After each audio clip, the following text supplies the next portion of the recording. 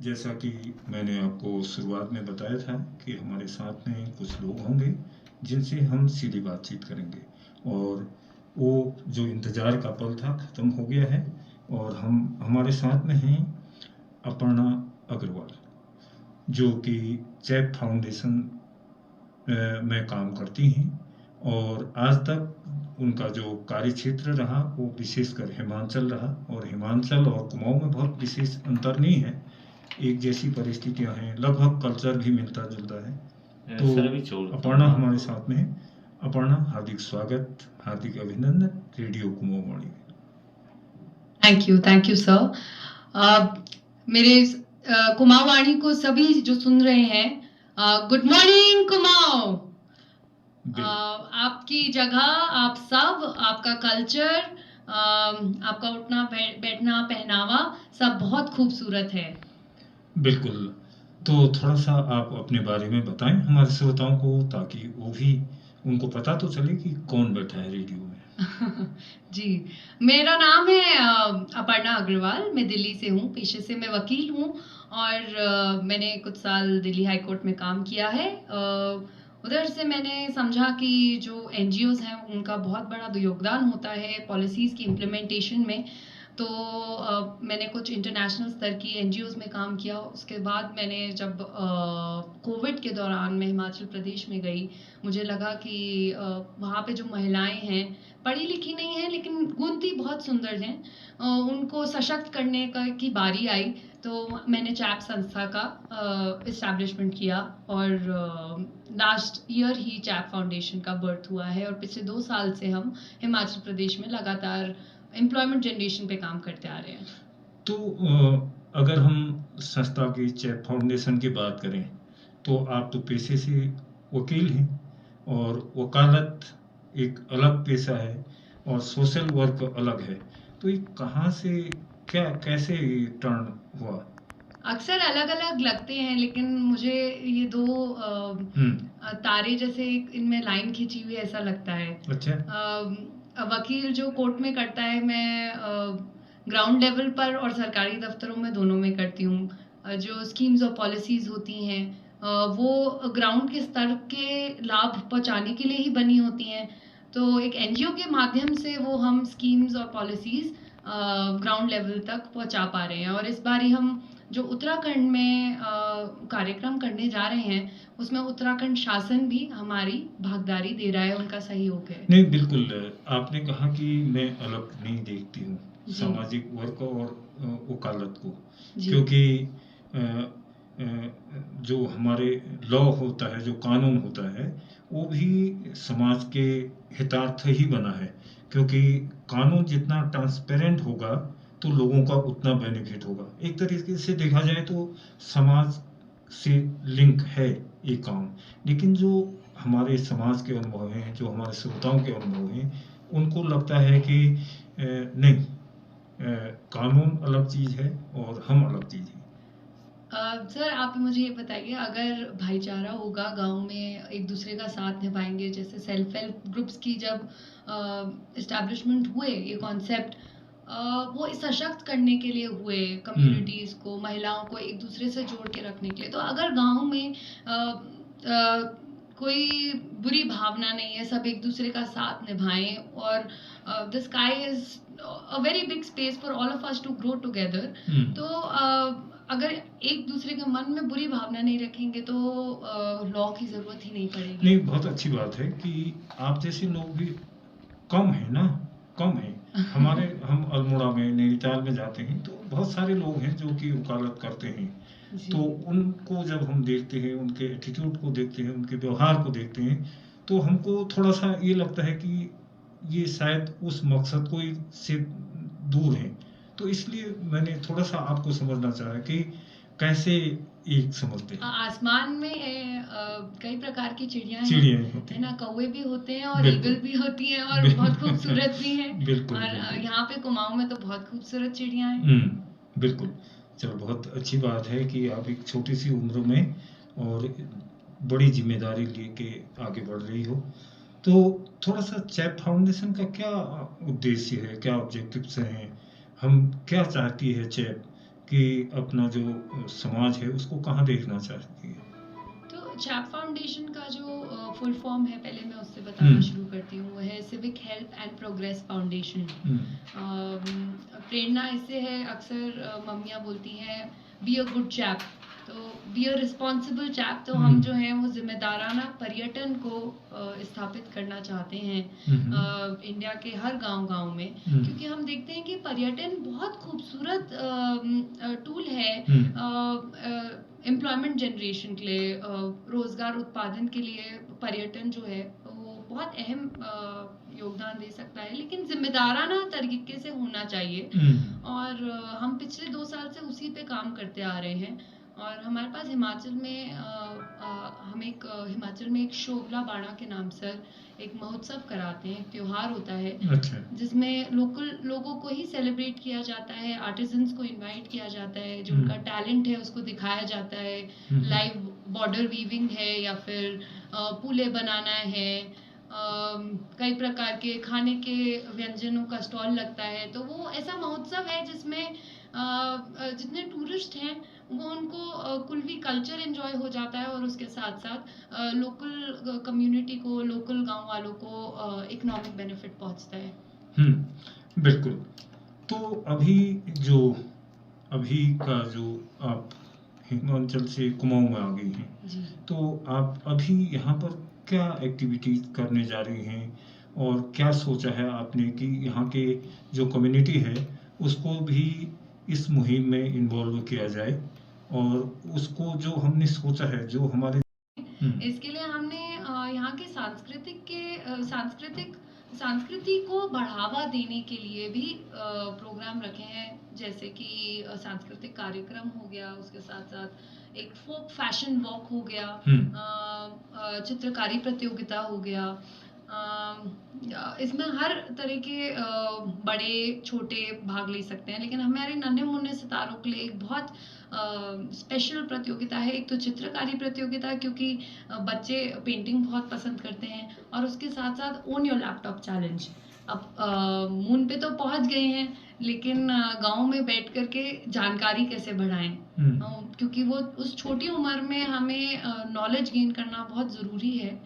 और हमने लगभग हिमाचल में अभी तक 20 लैपटॉप डोनेट करे हैं, तो उससे हमने देखा है कि गांव के बच्चे बहुत लाभ उठाते हैं। बिल्कुल। आपने जैसे बिनाई का कॉन्सेप्ट तो यहाँ पर पहले से इस्टेब्लिश है, क्योंकि बहुत सारी संस्थाएं हैं जो कि महिलाओं के माध्यम से स्वेटर वगैरह, बिनाई वगैरह, खिलौने बनवाती हैं। लेकिन जो क्रोशिया है आपका, ये थोड़ा सा नया कॉन्सेप्ट है। और क्रोशिया क्यों बिनाई क्यों नहीं? थोड़ा सा ये सवाल हो सकता है हमारी दीदियों के लिए, क्योंकि वो उसमें हैबिचुअल हैं, तो क्रोशिया उनके लिए नया लग सकता है, एक चीज़। दूसरा, चित्रकारी बच्चों के लिए बहुत अच्छा हो सकता है माध्यम, क्योंकि बहुत सबका अपना अलग टैलेंट होता है। चित्रकार चित्र के माध्यम से अपनी बातों को पहुंचाता है, और गायक गा के पहुंचाता है, वादक बजा के चीज़ों को पहुंचाता है, साहित्यकार कविताएं लिख के या उस तरीके से पहुंचाता है, कॉमेडियन कॉमेडी करके अपनी बातों को पहुंचाता है। सबका अपना तरीका है। तो चित्रकला भी एक अच्छा कंपोनेंट है।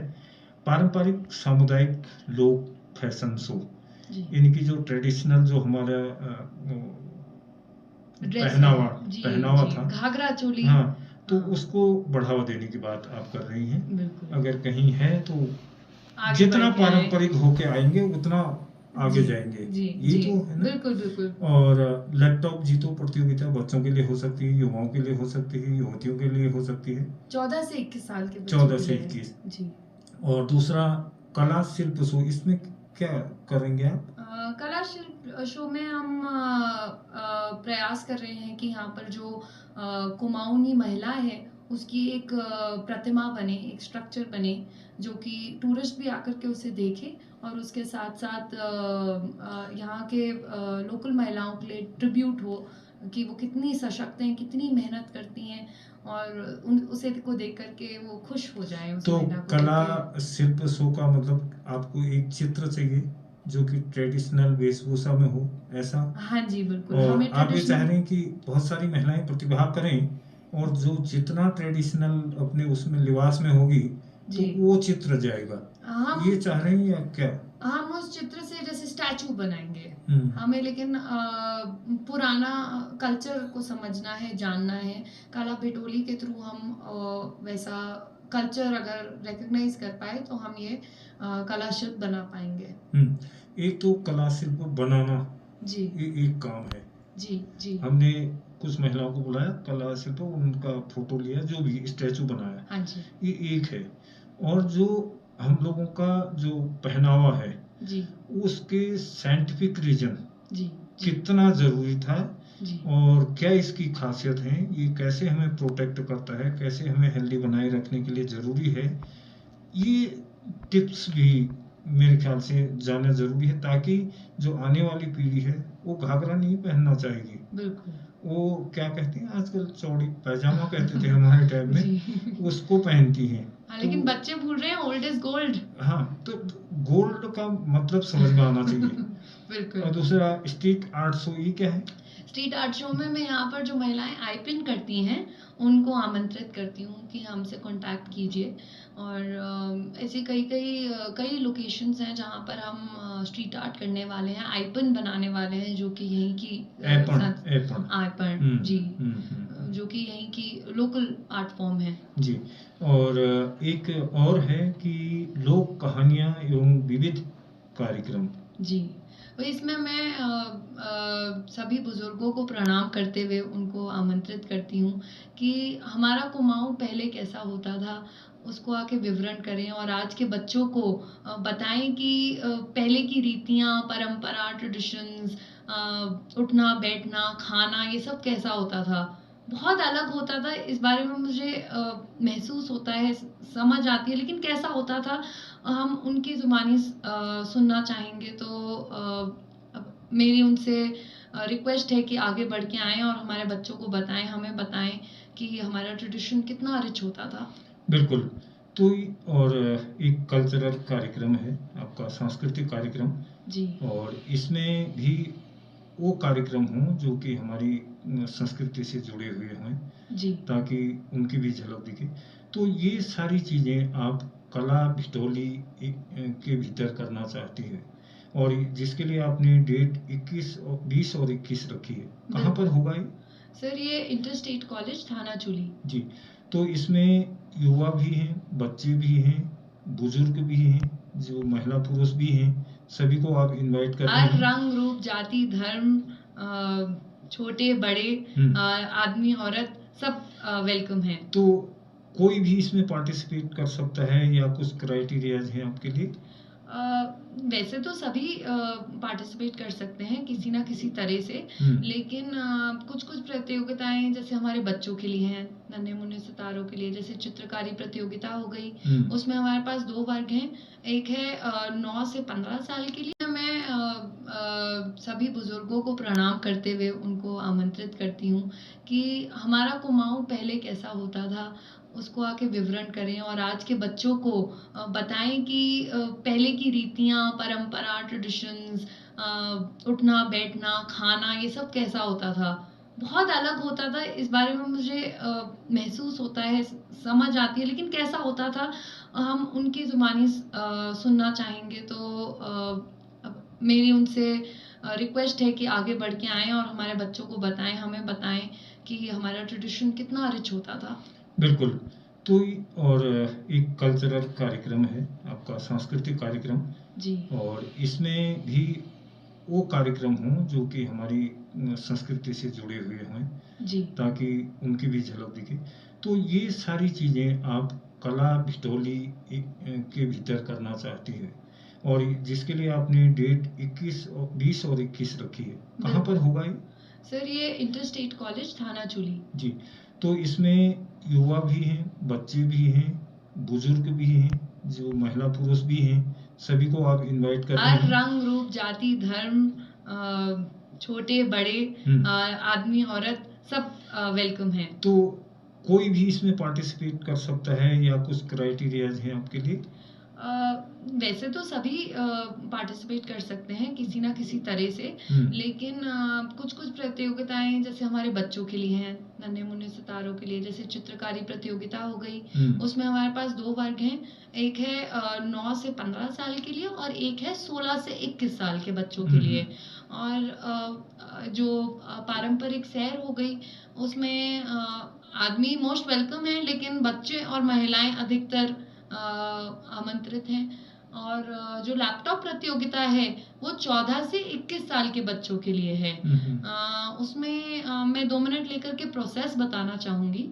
उन्हें एक वीडियो बनानी है 1 से 2 मिनट की, और उसमें उन्हें अपना कल्चर बताना है। वो पहनावा दिखा सकते हैं, खाना दिखा सकते हैं, अपनी बाखियाँ दिखा सकते हैं, त्योहार दिखा सकते हैं। और बच्चे जो हैं वो इतने क्रिएटिव होते हैं, आई एम श्योर वो अपना ही कुछ नया वीडियो बना के लाएंगे कि कल्चर में पहले कैसा होता था। उन्हें वो अपने सोशल मीडिया पे डालनी है। उत्तराखंड शासन को टैग करना है और चैप फाउंडेशन को टैग करना है, और वो फॉलोड होगा बाय एन ऑनलाइन इंटरव्यू। इसमें हम 5 विनर्स को दिया जाएगा लैपटॉप। ओके, तो इसके लिए हम अपने जो 21 साल तक के बच्चे हैं जी, उनसे यही कहना चाहेंगे कि अधिक से अधिक आप इस प्रतियोगिता में भागीदारी करें और अपने हुनर को निखारें और साथ में लैपटॉप घर लेके जाएं। बिल्कुल। और 20 और 21 अक्टूबर को यह कार्यक्रम धानाचूली में आयोजित किया जाएगा, और इसके लिए कॉन्टैक्ट नंबर भी मैं आपको साझा कर देता हूं। अगर आप इंटरेस्टेड हैं या इस प्रतियोगिता में भाग लेना चाहेंगे तो 9761896442 यानी कि 97 618 96 442 इस नंबर पर आप संपर्क करके और ज़्यादा समझ सकते हैं। तो मैम, किस तरीके से अभी आप शुरुआत कर रहे हैं? जैसे आप कुछ बातों में कह रही थी कि रामगढ़ उखलकांडा की भी बात कर रहे थे, क्या है? जी, जी। तो ये सेमीफाइनल राउंड्स हमने, क्योंकि गाँव वालों को शायद सबको धानाचूली आने में मुश्किल हो, तो हम ब्लॉक के स्तर पर जाकर के पहले सेमीफाइनल राउंड्स कर रहे हैं। इसमें 4 ब्लॉक्स का चयन किया गया है। ओखलकांडा, उसमें ओखलकांडा में सेमीफाइनल राउंड है 4 तारीख को, और फिर है 5 तारीख को भीमताल, और रामगढ़ जो है वो 8 तारीख को है, और धारी जो है वो 10 तारीख को है। ओके, तो यहाँ करने का मतलब ये है कि जो बच्चे यहाँ से सिलेक्ट होंगे जी, तो वो पार्टिसिपेट करेंगे 20 और 21 के इवेंट में, बिल्कुल, और फाइनल शो जो होगा उसी दिन होगा। बिल्कुल 20 और 21 फाइनल शो है। तो ये तो बच्चों के लिए है जी, और सयाने लोगों के लिए, बुजुर्गों के लिए क्या प्रक्रिया है? कुछ इसी तरीके का करेंगे या फिर वहीं करेंगे? सयाने लोगों के लिए वैसे तो सभी आमंत्रित हैं, क्योंकि वो सभी हमारे लिए चीफ गेस्ट के समान ही अगर आते हैं 20-21 तारीख को। लेकिन अगर उनको हमारी कुछ मदद चाहिए कि उन्हें स्टोरी टेलिंग कैसे करनी है, या स्टेज पर आने में उन्हें कुछ हिचक होती है, तो वो हमें पहले से बात करके रख सकते हैं। लेकिन हमें अच्छा रहेगा अगर पहले वो हमसे कांटेक्ट कर लें कि वो भाग लेना चाहते। मैंने कुछ एक नोट किया है। जी, आपने पर्यटन कहा, एक शब्द। जी, तो आपने कहा कि एक पर्यटन की बहुत संभावनाएं हैं, और पर्यटन जो है वो हमारे यहाँ के आम लोगों के लिए एक आजीविका को थोड़ा मजबूत करने का एक बेहतर साधन हो सकता है। बिल्कुल। तो आपने उसके पीछे एक शब्द और कहा था, जिम्मेदाराना। जिम्मेदाराना पर्यटन की बात करी थी। जी, तो ये जिम्मेदाराना शब्द क्या है? कैसा पर्यटन होता है वो जिम्मेदाराना? क्योंकि पर्यटन तो हो ही रहा है, लेकिन जी, आपने पीछे से जिम्मेदाराना शब्द भी लगाया। जी, जी। सो जिम्मेदाराना को अगर मैं शॉर्ट में बताना चाहूँ तो पहली चीज़, कूड़ा करकट ना फैलाएं। जिम्मेदारी लीजिए कि जो टूरिस्ट है वो इधर उधर ना फेंक करके जाए। आपके बच्चे जो हैं वो स्कूल में जिम्मेदाराना से सबसे पहली बात ये आती है, लेकिन उसके साथ साथ अपने कल्चर को डाइल्यूट नहीं होने देना। जैसे अगर आपके घरों के बाहर चप्पल उतरती है तो उसको टूरिस्ट को उतरवाइए, क्योंकि जस्ट बिकॉज टूरिस्ट आपके घर में आ रहा है, आप डाइल्यूट मत होने दीजिए कल्चर।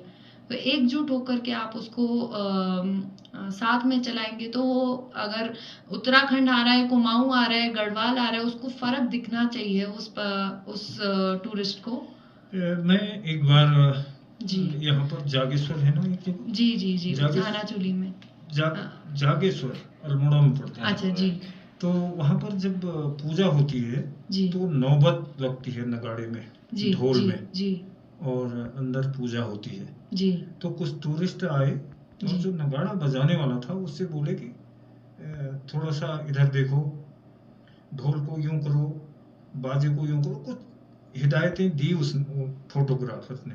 तो उसने कहा अगर इतना सब आप जानते हो तो खुद बजाया करो। उसने ढोल नीचे उतार के रख दिया। जी तो ये भी क्या जिम्मेदाराना का एहसास है अपने कल्चर के प्रति, बिल व्यक्ति के भीतर भाव है ना। हाँ बिल्कुल, मैं यही बोलूंगी कि लोकल गोज वोकल। अगर कोई बाहर से पर्यटन घूमने आ रहा है तो आप जिम्मेदारी लीजिए, आपका अपना घर है, कि वो आपके घर को, आपके गांव को, आपके शहर को कैसे ट्रीट करके जा रहा है। बिल्कुल। उसे लोकल शॉपिंग करनी चाहिए। यहाँ पर जगह जगह मैगी बेचने लग गए हैं। कहीं आप भटकी, हाँ मैगी और मोमो, ये तो सब अंग्रेजी चीजें हैं। हमें लोकल खिलाना चाहिए, यही है जिम्मेदाराना पर्यटन। ओके। लोकल घरों में रहिए, लोकल कल्चर को जानिए, और जब शहरों में जाएं तो बहुत सारी गांव की बातें होंगी, गांव से जुड़े रहिए। जब तक शहरों में भी हैं फिर भी यादें जो हैं गांव से लेकर के जाइए। तो बहुत बहुत धन्यवाद ऋचा, नहीं, हाँ अपर्णा, सॉरी, जी बहुत बहुत धन्यवाद अपर्णा। आपने कम समय में अपनी बातें रखी और हम उम्मीद करते हैं कि जो सपना आपका है, जो आप सोच रही हैं, वो सक्सेस हो, सफल हो आप उसमें।